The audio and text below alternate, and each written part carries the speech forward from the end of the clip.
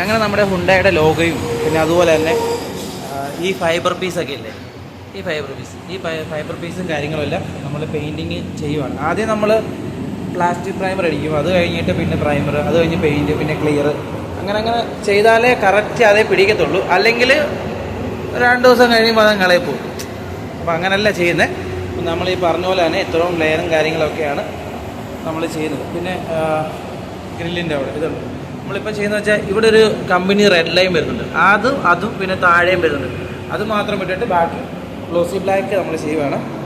പിന്നെ അതുപോലെ തന്നെ ഈ കവറിങ്, ഈ പേപ്പറും കാര്യങ്ങളൊക്കെ ഒട്ടിക്കുക എന്ന് പറയുന്നത് അത്ര എളുപ്പമുള്ള കാര്യമില്ല. നിങ്ങൾ പെട്ടെന്ന് കാണുമ്പോൾ ഭയങ്കര എളുപ്പമായിട്ടൊക്കെ തോന്നും, പക്ഷേ അത്ര എളുപ്പമല്ല. ഒരു 4-5 മണിക്കൂർ എടുത്ത് ഇത്രയും നമ്മൾ ഒട്ടിക്കാനും ക്ലിയർ ചെയ്യാനൊക്കെ. കാരണം വെച്ചാൽ ഇതുണ്ടോ ഇങ്ങനെ ഈ പോലെ ഇങ്ങനെ പോകുന്നതും സൈഡിൽ കൂടെ ഒക്കെ പോകുന്നത്, അതൊക്കെ വലിയ പാടുള്ള കാര്യങ്ങളാണ്.